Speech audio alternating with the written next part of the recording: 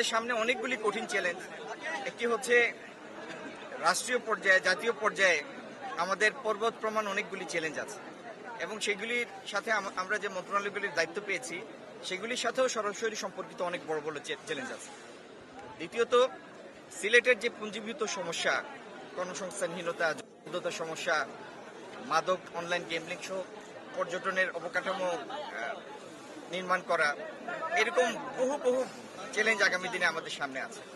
এগুলির সঠিকভাবে এগুলি অ্যাড্রেস করা, সিলেটের এবং দেশের মানুষের জীবনমান উন্নয়ন করা, এটি আমাদের নির্বাচনী প্রচারণার সময় আপনাদেরকে আমরা সবিস্তারে জানিয়েছি আমরা কিভাবে করব।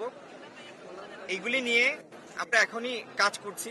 কাজের ফলাফল আমার আগে মাননীয় মন্ত্রী আরিফুল হক সাহেব যেটা বললেন যে আগামী দিনে আমাদের কাজের মধ্য দিয়ে আপনারা আমাদের এই চেষ্টার প্রতিফলনগুলি দেখবেন ইনশাআল্লাহ। বাণিজ্য মন্ত্রী হিসেবে সবচেয়ে বড় চ্যালেঞ্জ কি দেখছেন? কারণ দেশের অর্থনীতি তো গত 17 বছর 2 যুগ ধরে একটা অচল অবস্থা ছিল, কি চ্যালেঞ্জ দেখছেন? গত দেড় দশকে দেশের যে ইনফ্রাস্ট্রাকচার ছিল, যে স্ট্রাকচারটা ছিল, ইকোসিস্টেম ছিল, এটা ধ্বংস হয়ে গিয়েছে। ব্যাংকিং ব্যবস্থা বিপর্যস্ত হয়ে গিয়েছে। অর্থনীতির মধ্যে যে গতি সঞ্চারের একটা উদ্দীপনা থাকে, আপনি বিনিয়োগের অনুপস্থিতিতে সেই উদ্দীপনাটা অনুপস্থিত।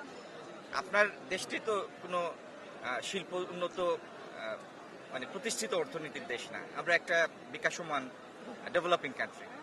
সেইখানে প্রতি বছর প্রায় 20-22 লাখ লোক কাজের বয়সে ঢুকে, ওয়ার্কিং এজ পপুলেশনে আসে। তো সেরকম একটা দেশে 22 লাখ লোকের কর্মসংস্থানের ব্যবস্থা করতে হলে কত বিলিয়ন ডলার ইনভেস্টমেন্ট দরকার। তো এই বিনিয়োগ স্থবিরতা গত প্রায় 12-14 বছর যাবত এই বিনিয়োগ স্থবিরতা চলছে এবং গত 3 বছর ধরে এই স্থবিরতা বিনিয়োগ শূন্যের কোঠায় নেমে এসেছে। তো এই যে পুঞ্জীভূত বেকারত্ব, এটি কর্মসংস্থানের আওতায় আনা, নতুন আগামী বছরগুলিতে নতুন যে সমস্ত মুখ কাজের বয়সে ঢুকবে তাদের কর্মসংস্থানের আওতায় আনা, সারা বিশ্বের সাথে প্রযুক্তিতে প্রতিযোগিতা সক্ষমতায় মানে আমাদের তরুণ প্রজন্মকে নিয়ে আসা, এআই সক্ষমতা, এআই লার্নিং, এআই রিসার্চ। আজকের দিনে পৃথিবীর সফটওয়্যার থেকে এআইতে ট্রান্সফর্ম হচ্ছে। তো এই পৃথিবীর সাথে তাল মিলিয়ে টিকে থাকার যে নিরন্তর প্রতিযোগিতা, সেই সক্ষমতায় নিয়ে আসা হলো আমাদের আগামী দিনের চ্যালেঞ্জ।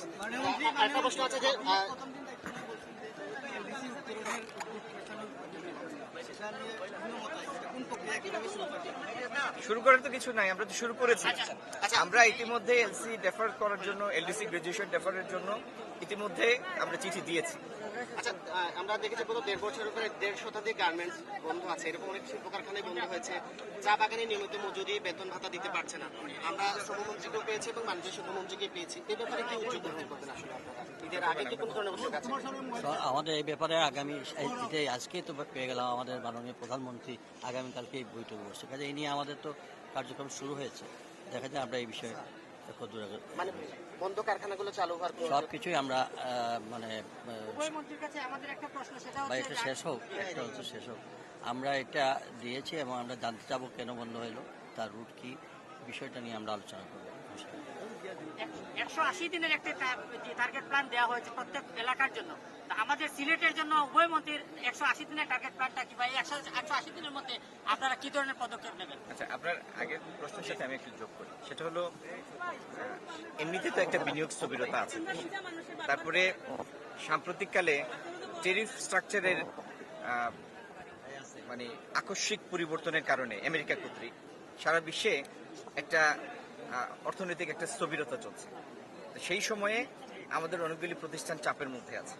তারপরে বিগত অনেকগুলি বছর যাবৎ যে সমস্ত শিল্প প্রতিষ্ঠান ঠিকমতো জ্বালানির অভাবে পরিচালনা করতে পারেনি, ইউক্রেন যুদ্ধের কারণে ক্ষতিগ্রস্ত হয়েছে, আমাদের রাজনৈতিক পট পরিবর্তনের কারণে ক্ষতিগ্রস্ত হয়েছে, তারা প্রত্যেকে এই ক্ষতির অভিঘাত, যেটা এই ক্ষতিগ্রস্ত প্রতিষ্ঠানগুলি, এগুলির বোঝাটা এরা বহন করে বেড়াচ্ছে। অনেকেই এই সময়টা টিকে থাকতে পারেনি, তারা বন্ধ করতে বাধ্য হয়েছে। তো আগামী দিনে আমরা কিভাবে বিনিয়োগ সহায়ক পরিবেশ এবং আমাদের ইতিমধ্যে স্থাপিত কলকারখানাগুলি আমরা চালু রাখবো, কর্মসংস্থান যেটি ইতিমধ্যে সৃষ্টি হয়েছে, তৈরি হয়েছে, সেটিকে ধরে রাখবো, সেটি নিয়ে আমরা দুইজন এবং আমাদের মন্ত্রিসভা কাজ করবে, সরকার কাজ করবে আগামী দিনে।